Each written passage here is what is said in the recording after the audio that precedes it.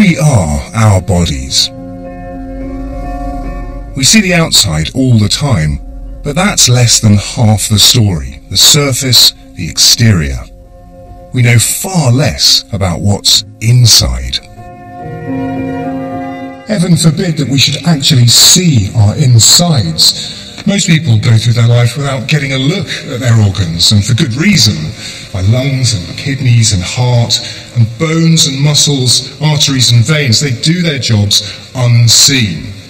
But for the anatomists, the doctors and artists who have struggled for centuries to understand how our bodies actually work, getting inside dissection was vital. In this 5-part series, I'll be investigating the beautiful synthesis between discoveries in anatomy and the works of art that illustrate them. As a scientist myself, and someone who is fascinated by anatomical images, I want to find out exactly how anatomy has inspired art, and art, anatomy.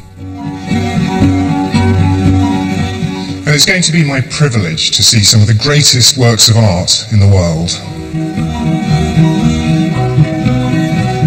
The most influential doctor ever to study our anatomical structure lived and worked in Rome in the 2nd century AD.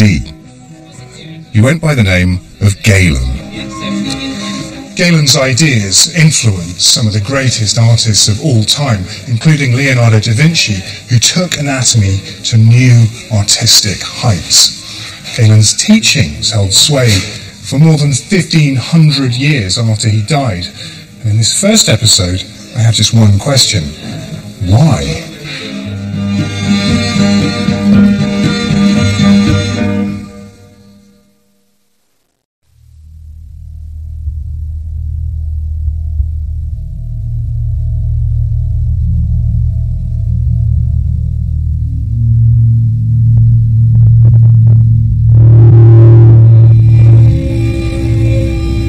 The Roman physician and surgeon, Claudius Galen, was fascinated by everything that goes on beneath our skin.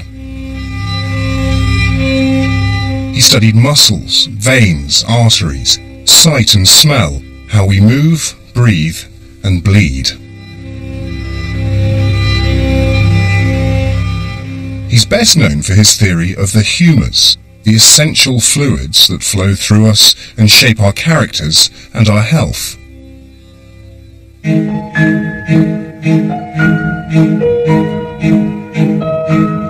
Well, Galen's view of the body is based on an idea of health and disease as a matter of balance.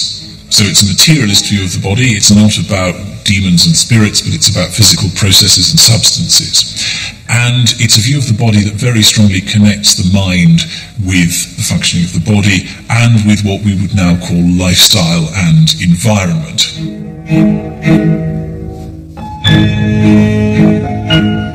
Now, the basis of this idea is the so-called 4 humours. It's the idea that health and disease are governed by the movement of these subtle fluids around the body. Galen's work provides the basis of initially classical medicine and then Renaissance Western medicine for an incredibly long period of time. It's not really until, I think, probably the very early 19th century that Western medicine finally rids itself of a Galenic influence. So Galen's ideas are clearly enormously persuasive. There's something about them that speaks to our understanding of our body. In the 2nd century, Galen was famous because he was the physician to the Emperor Marcus Aurelius. The Romans had banned human dissection, so Galen learnt about our anatomy from treating gladiators' wounds and from dissecting animals. Everything he discovered, he wrote down, but none of it was illustrated. I've come to Cambridge to find out how Galen's writings survived and how his work led to a surprising flowering of artistic interpretations after the empire ended. How is it that his ideas survived so well? Well, this book gives us a clue. It's written in Persian, and it shows that Galen's influence was felt as far away as what is present-day Iran. This text was written in 1386, and it's the so-called Anatomy of Mansur. What this book proves is that original texts of Galen's work made their way out of the classical world and into Persia, where they were translated. They were then put together with artists' impressions of Galen's writings from ancient Egypt. Although this text here is not by Galen, it might as well be, because almost everything written in it testifies to Galen's own ideas. And indeed, these diagrams that go with the text probably go back to Alexandria, where Galenic anatomy was being taught in the 5th century AD, and these pictures in this Persian manuscript seem to go right back to that source because they contain the same series of figures. There are 5 figures in all, each featuring a major system of the body. So, we have the vein man, the nerve man, the artery man, and then 2, which for their time are particularly interesting. Even though he'd only dissected animals nearly 2,000 years ago, Galen's description of the human skeleton is almost completely correct, and his muscles are largely right too.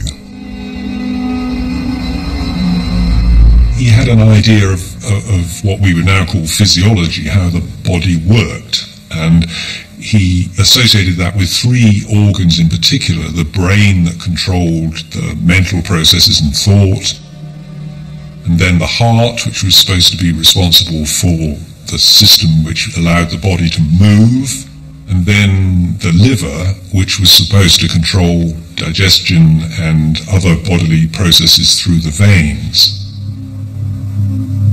So it was all knitted together into one big system, and anatomy, as it were, was the structure behind this, but the function of the organs was the important part. So, what matters to Galenic anatomy is the relationship between organs, indeed between all the features of the body. And where I'm going now, there's a book that shows us that these ideas of Galen's were alive and well in Europe over 1,000 years after his death. This is Lambeth Palace, and here in the library there is a gem of medieval anatomy, a little French book that tells us loads about how our internal organs and our bodies were viewed in the Middle Ages.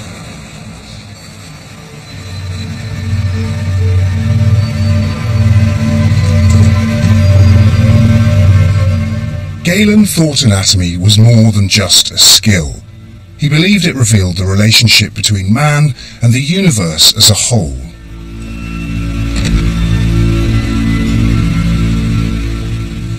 And this is what I've come to see, thank you, Naomi. It might not look very big or impressive until you look inside.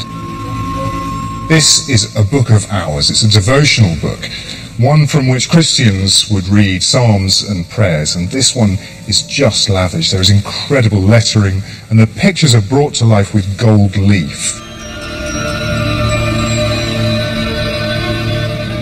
The book was owned by a French nobleman named Simon Vostre. He commissioned it from the printer Philippe Pigochet, and it was finished in 1498. Early on in the book is something very different from the other richly decorated pages.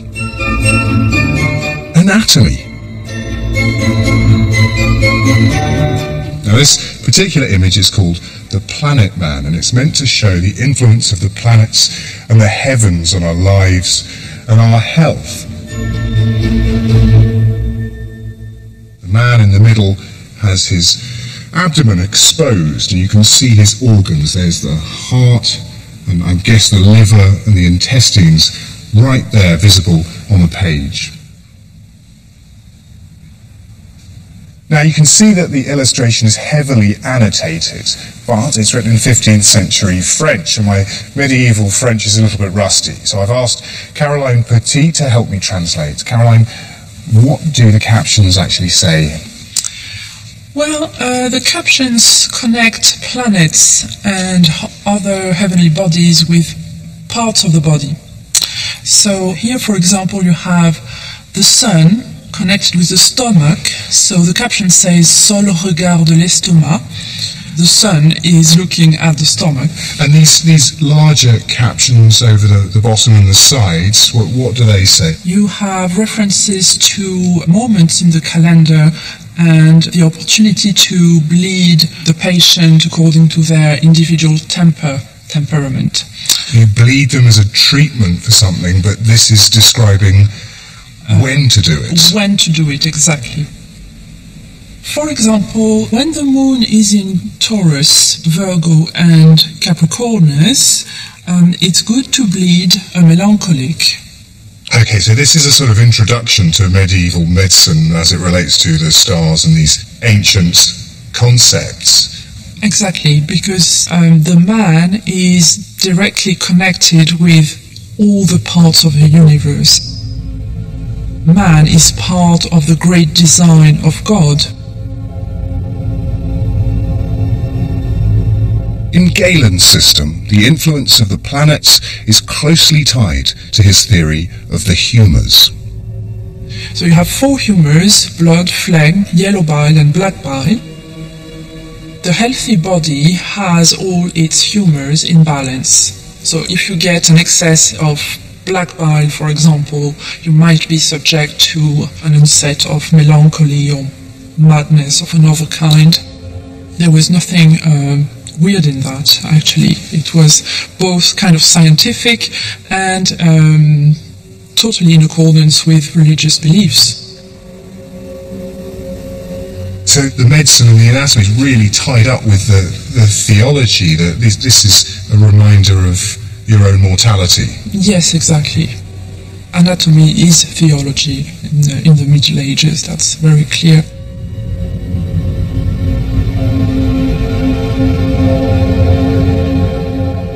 So, condensed in this one anatomical image is an entire view of human existence. And however odd Galen's humours might seem today, it was a sophisticated system of thought. Galen's power, his enduring influence, lay in his explanations. For centuries, scholars don't challenge him because he makes a lot of sense. He gives reasons for everything that happens in the human body. His anatomy and his physiology, well, they just work. If it ain't broke, then don't fix it.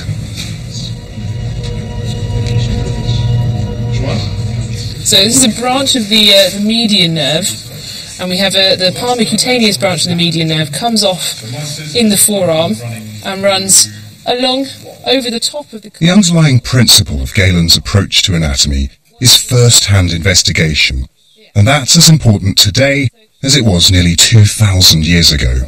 We've got 5 flexor muscles in the superficial... I studied anatomy for just a year when I was an undergraduate. My tutors used to refer to this process as plumbing and carpentry. I guess what they were referring to is how you can't really learn about how our bodies work unless you're willing to get your hands dirty and get stuck in and actually do dissection yourself. And that's what the word autopsy actually means, to see for yourself, which is exactly the message of what Galen was doing, and what all the anatomists of the past were trying to teach their students.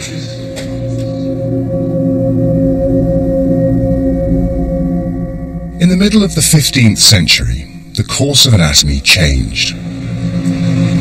With the fall of Constantinople in 1453, classical books started to flow into Europe, including, for the first time, original texts of Galen. The influence on anatomy and its depiction in art was transformative. This is the moment when the history of anatomy undergoes a step change, and it's all happening in Italy. By 1478, public dissections of human corpses have become popular annual events in Bologna. At carnival time, it's the best show in town. And in Florence, at about this time, a young artist was developing what would be a lifelong fascination with the human form. Leonardo da Vinci built on Galen's work and took anatomical art in a new direction. He also fulfilled Galen's ambitions by dissecting actual human bodies himself. The 15th century saw the birth of what we would call art theory, where writers were saying this is what art should do. To represent nature rationally, you should understand what nature is. The artist needed learning, and amongst that learning is the knowledge of the human body. Anatomy being central to the portrayal of the human figure was well entrenched by the time Leonardo was an apprentice.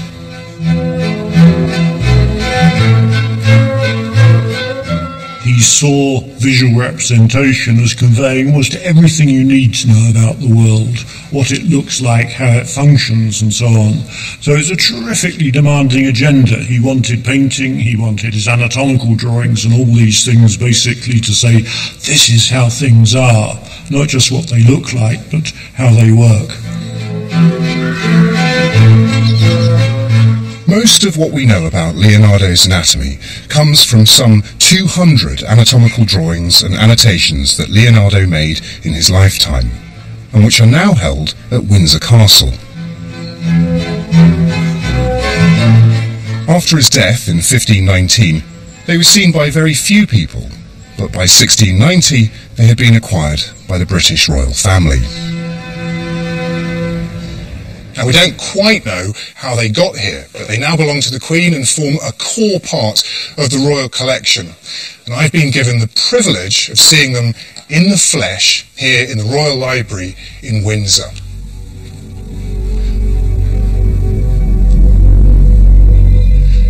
And here they are, and I'm totally overwhelmed by how astonishing they are. I've seen these dozens of times, but never in the flesh and never so close. These were drawn by Leonardo da Vinci himself into his notebook at the end of the 15th century.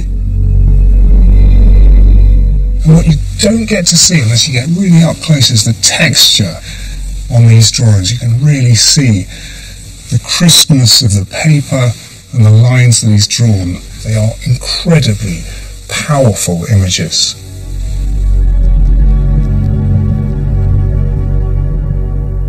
Probably the earliest real anatomical drawings we have by Leonardo of 1489 is a series of the skull, and he clearly got hold of a real skull, and he drew the skull and sectioned it, which is itself very unusual, actually going through at various points to see what the internal structure was, like a kind of piece of architecture almost. On the basis of this dissection, Leonardo thought he could make sense of the ancient theory that the brain had 3 chambers. In the first one, he had the imprensiva, the receptor of impressions, and the notion is it acts rather like a seal on wax. Impressions are sort of impressed literally into this. Then these are all passed on for coordinating into this central section, which is the processing section. And then finally, at the end of the system, there's a kind of flask, which is called memory, memoria.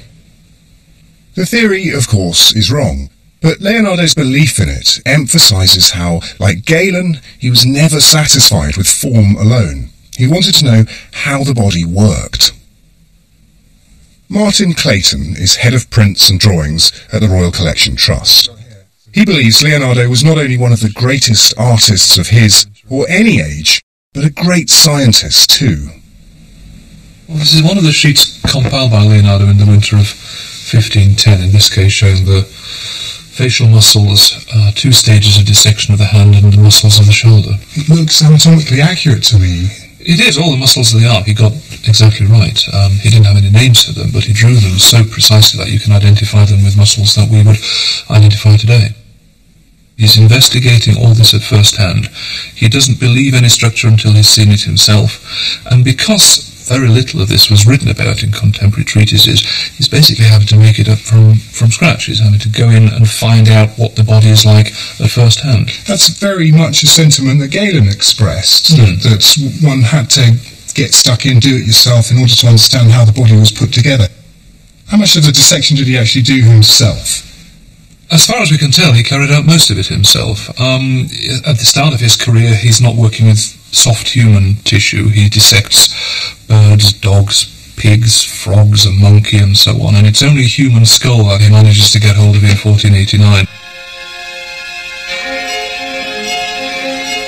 The late 15th century sees this great explosion in anatomical investigation, of which Leonardo is just a part, and by about 1509 he claims to have dissected 10 human corpses. At the end of his life he claims to have dissected 30, and the evidence of the surviving drawings does suggest that, that's about right, probably 30 human corpses in the course of a 5 or 6 year career.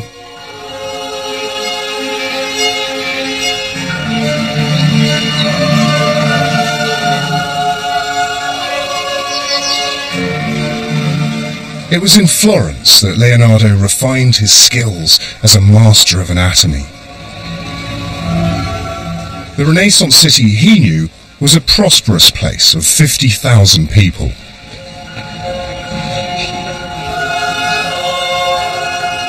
And the wealth it produced paid for a thriving artistic community.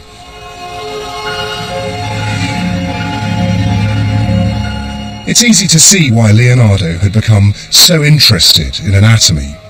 Florence was buzzing with imaginative ideas about the human form and its creative potential.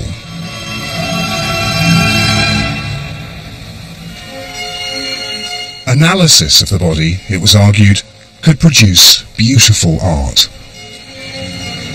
In a sense, that's exactly what Leonardo achieves in his anatomical drawings. He dissects a body and deconstructs the parts in order to reconstruct them as a perfect work of art.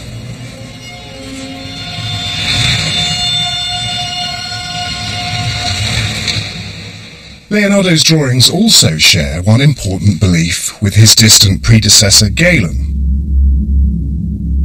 Both men thought that to dissect a human body was to reveal the perfect work of God. Leonardo, in his anatomy and everything else, believed absolutely in the argument from design. The argument was that the machinery of nature, above all the human body, which is the most perfect bit of nature, testifies to the presence of a divine creator. People couldn't believe, and Leonardo above all couldn't believe, this wonderful machinery of the body wasn't designed to be as perfect as it could be. The human body he saw as a microcosm, a little cosmos, and it mirrored the whole world. Therefore, if you looked at branching systems, say the bronchi in the lungs and so on, he'd see those as tree-like. And he would say, this is not just a loose analogy, but they actually function in a similar way. So he's seeing the human body as this microcosm of the macrocosm, the larger organization of the cosmos. Leonardo had begun his investigations into human anatomy in Milan. But some of his most intriguing dissections took place when he was back in Florence in the first few years of the 16th century and staying in a monastery. And this is where he lived. Leonardo returned to Florence in 1500, and the monks of the Basilica of Santissima Annunziata put him up while he worked just down the road. By now, Leonardo was touching 50 and a celebrated artist. He'd completed The Last Supper just a couple of years earlier. Florence welcomed him back as a prince of the arts. Now, it was one thing to celebrate the painter of The Last Supper, quite another the dissector of the recently deceased. Autopsy was accepted in Italy at the time. There was an annual event in Bologna. But the type of private dissection that Leonardo practiced was a dark art.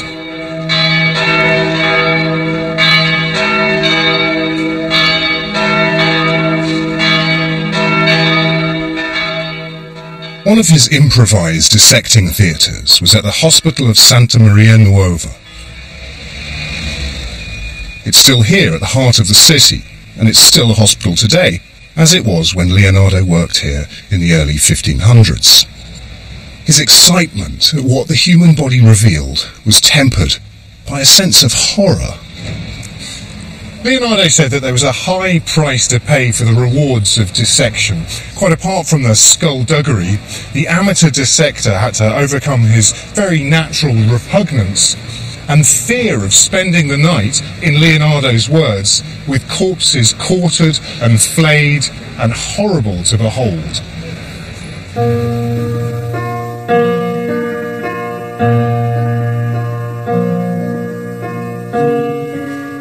He was constantly throwing open the doors of discovery, and one of the most remarkable dissections he performed was of an old man.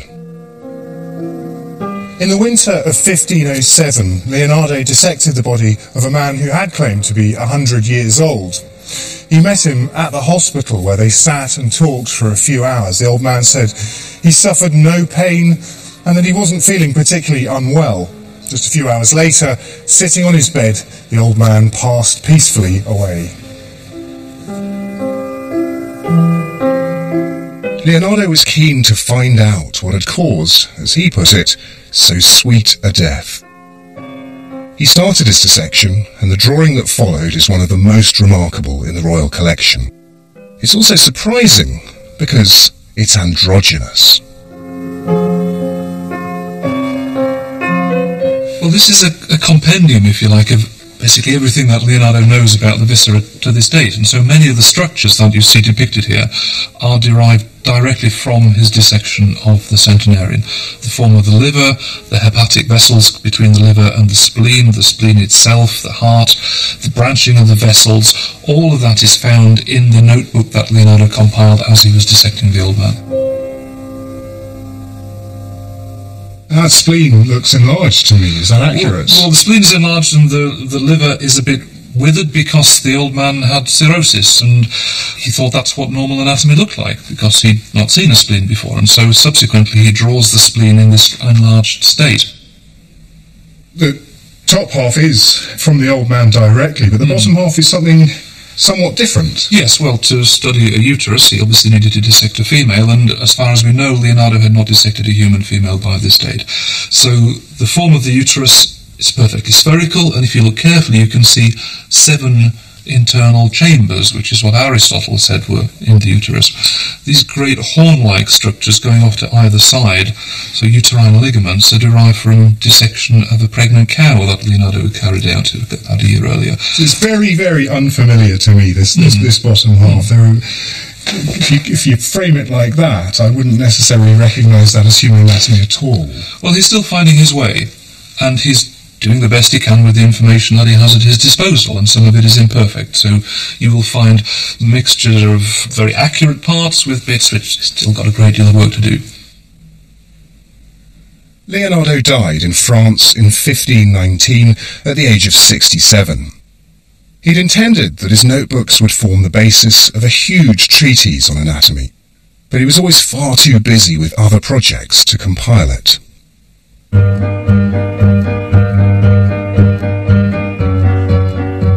The drawings we're left with, though, display a clarity and insight about our bodies, which outshone any previous anatomical illustrations.